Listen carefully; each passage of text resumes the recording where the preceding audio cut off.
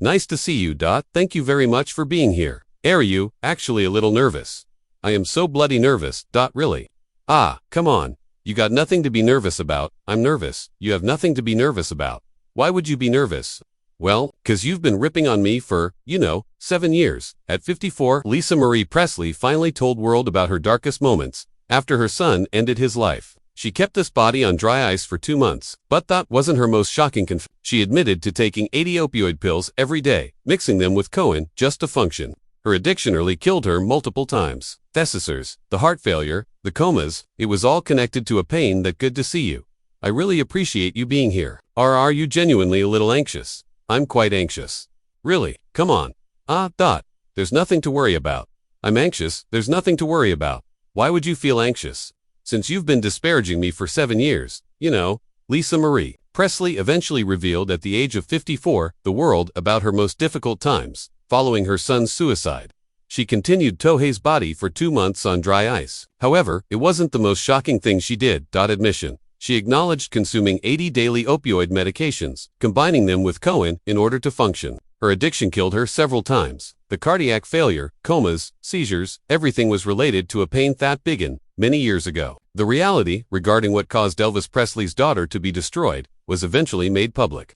Presley, Lisa Marianne, February 1, 1968, was born in Tennessee's Memphis. She entered the world as Elvis Presley's only child, and Presley, Priscilla. As soon as Shoah was born, the attention was already focused on her. Her father was the most well-known vocalist who was still living, and her mother was only 2 years old. Lisa Marie didn't simply inherit funds. A legacy was passed down to her. Following Elvis's death in 1977, she emerged as the only child of Grayson. By the time she was 25, the estate was valued at much over $100 million. She was wealthy, famous, and the world would never forget that name. However, a childhood was the reason behind the prosperity. Full with stress, bewilderment, and loss, her initial years were spent at Graceland, with music all around and magic. She was loved by Elvis. He handed her attention, toys, and horses. They took a ride all over the property together, and even went late at night for ice cream. His entire existence revolved around her. However, it didn't endure. In 1972, Lisa was at the age of 4. Her parents divorced. The press complied with each step, cameras as well. Asher family's drama was transformed by reporters into public rumors. She was once ineffable. Next, her world was divided in half. Following the divorce, Lisa Marie started alternating between 2 residences. She remained in Los Angeles with her mother, Angeles, and returned to Memphis by plane to see her dad. The 2 locations, they couldn't be more dissimilar. Witchy was in Hollywood. Priscilla, surrounded by celebrities and actors. Witchy went back to the South. Elvis, where it all felt familiar, erratic. She was caught between two parents, 2 distinct lifestyles and worlds. She was unsure of her actual belonged. She turned to music as an escape. Although she honored the memory of Elvis, she liked his gentle tunes, such as Don't Cry, Love Me Tender Daddy. She also cherished artists such as David and Elton John. Cassidy. She found solace in their melodies, but the isolation. These earlier future was shaped by influences. Her personal later music would convey the same type of suffering and emotional candor, but none of it might shield her from what arrived. Next.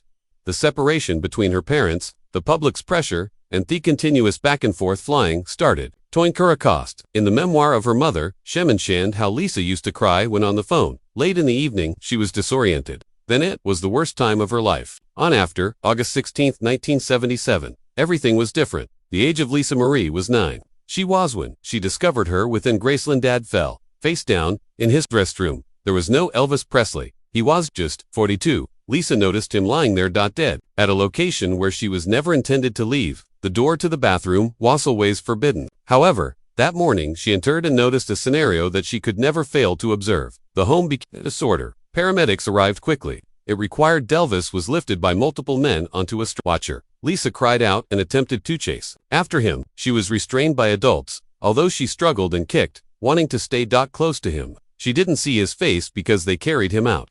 Later on, she stated that it was a slight comfort to see him like that. However, the agony persisted. Her grandfather's home reverberated with a voice. Your daddy is no longer there. He is no longer there. Additionally, exactly like the most significant individual in her life had vanished. Lisa Holloway's worried that something similar would occur. She had composed line-based poetry, such as I hope my father lives. Felt that something wasn't right. She had observed she had witnessed him fainting. Despite being a little toddler, she could tell there was a serious problem with her poetry. turned into a warning that nobody heeded. Until it was too late. Following Elvis's passing, Lisa didn't get his inheritance right away. Luck. The property was situated in Ahave Faith. Until she turned 25, she had to wait to obtain it. By that time, both Hertha great-grandmother and grandfather had passed away. She was therefore the only one still alive, heir, when she eventually received the 1993 inheritance. The property had expanded. It was now approximately $100 in value. Million. She rose to become one of the wealthiest young ladies in the nation. However, money didn't make the agony go away. In her autobiography, Lisa was honest. My life,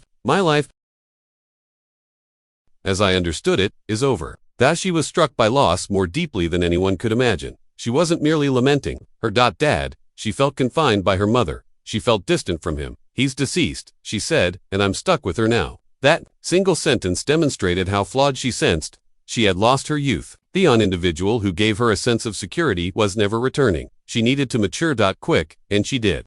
However, the scars persisted. When Lisa Marie was in high school, she felt even more distant. In 1984 or 1985, around the age of 16 or 17, she dropped out completely. Later on, she explained this choice as the start of her phase of self-destruction. Her life swiftly full with punk rock, drugs, and suffering. Bands such as the Sex Pistols and Diva rushed out of her room. She made use of them, drawn out her perplexity and grief. About her true identity, Priscilla observed the changes early. She signed up. Lisa Marie at a school managed by Scientology, wishing it would be beneficial. However, nothing could put an end to the spiral. Later, Lisa Marie acknowledged doing drugs and being disobedient. She was scarred for years by the actions. The harder people made an effort to manage her, thus she pushed back more. Lisa was just 14 years old. Marie started dating a 23-year-old man. It was the foundation of the partnership. Loneliness and perplexity. She was looking for escape and affection, but rather than concern, she had been deceived. The man surreptitiously took pictures of her that were compromised and sold them. The destruction was extensive. Marie Lisa was already at risk, and this she was shattered by betrayal. The humiliation drove her to tears after seeing the pictures. She swallowed 20 in the same year, attempting to end her life with Valium pills. She was just 14. The suffering of her father's passing, the pressure she mother, and now everyone is ashamed in public. They become excessive. Her overdose compelled Darian in her vicinity to ultimately observe how she was in a lot of pain. By the time when Lisa Marie turned 17 in 1985, she was still taking medications. Priscilla took a risk. Her daughter was enrolled in Los Angeles Celebrity Center. The institution did not provide conventional rehabilitation. Instead, it made use of structure, Dianetics, as well as peer mentoring. Lisa Marie objected. Initially. Later on, she acknowledged that she was high for the first 4 days she was there, confined to her room. However, something changed after she was asked to serve as a mentor. One more teenager. That little she found. Purpose in duty. It was the initial indication of genuine transformation. When Lisa Marie, who turned 18 in 1986, made her dedication to a Scientologist, she gave the church credit for rescuing her from addiction. She made it her new home. It provided her a tribe and a means of reconstruction. Herself. However, the cost was exorbitant. Scientology had a firm hold. It demanded complete loyalty, confidentiality, and commitment. Lisa Marie remained with the church for a long time. Even when in Querison, she was surrounded by criticism. Finally, in 2013, she departed Scientology. She said it was excessive and acknowledged that she had been tricked. However, at one point in her life, it was the sole location that has provided her with motivation to continue. Marie Lisa from Here to the Great. Presley's autobiography Unknown relates a tragic tale of mistreatment that began when she was 10 years old. Additionally, Priscilla's mother-boyfriend, actor Michael Edwardstron, and for parts in movies such as Mommy the Terminator and Dearest started mistreating her sexually in the late 1970s. For Lisa Marie, this was a difficult period, who was still in shock about her dad, the passing of Elvis Presley. She explains, one night, I woke up to discover Edwards on his knees, inappropriately groping her beneath the linens. Should she move, she had to learn to wiggle in order to stop. Let him go. This initial occurrence marked beginning of the years of agony that molded her life in ways that were difficult. The mistreatment twist an isolated incident. Edwards held on to entering her bedroom late at night, stroking her, and even giving her a spanking, leaving her body bruised. He would reveal her not to turn her head or look at him, adding to her anxiety and perplexity. Sheffield, when you were a kid, she thought he was taking pleasure in these moments. It further enhanced the experience. Terrible. Finally, Lisa Marie discovered bravery to inform her mother, demonstrating the bruises serve as evidence. But she didn't require a response. Edwards was challenged by Priscilla, who made poor justifications, claiming he was intoxicated. Or surprisingly, Lisa Marie, aged 10, was making advances on him. Rather than becoming powerful action, Priscilla set up an uncomfortable sessions of apology in which Edwards sat on the bed, pouting and making excuses. Lisa Marie felt accused as a result. And in her own house, unguarded, with of her guilt that no child should ever since. The mistreatment continued for years, and the relationship went beyond sex. Edwards was extremely irritable, and once tossed Lisa Marie a chair from the dining room, striking her in the behind. "What do you live in? What ought to have been a secure area turned into a nightmare, which made her feel isolated and terrified. The ongoing violation and terror had a negative impact, adding to the mental health issues she encountered later in life. The presence of Edwards was ominous. Fog over her early years, making it challenging for her to experience love or safety. Maybe the story's most repulsive element is how Edwards attempted to defend his. When questioned, he asserted that, "This is how they educate in Europe," that as though his mistreatment was some sort of twisted method of instruction. This is ridiculous. Justification demonstrates the lengths he took to avoid accountability, distorting the truth to make his behavior appears typical. These falsehoods did more than harm Lisa Marie. They departed her alone, compelled to cope with both the mistreatment and his deceptive remarks without adequate adult assistance around her. Lisa Marie Presley was just in 1988. She married Danny Keough at the age of 20. He was not famous. Rather, he was a quiet, and she had met the gifted bassist at the celebrity of the Church of Scientology Center. They had a very private wedding that even Priscilla, her mother, wasn't in the present. They opted for a peaceful life, far from the limelight. Her father used token. Not long after, they had 2 kids. Riley was born in 1989. Benjamin, 1992. Riley would proceed to become a performer. Benjamin would transport the name of Presley without sound, a silent Elvis's reflection.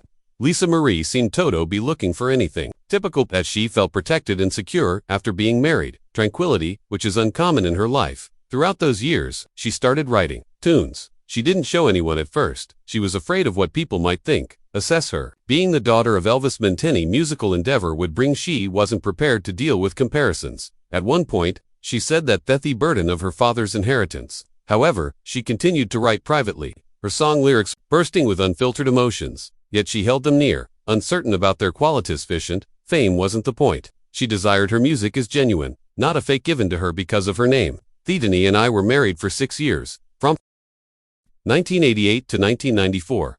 Even after they split up,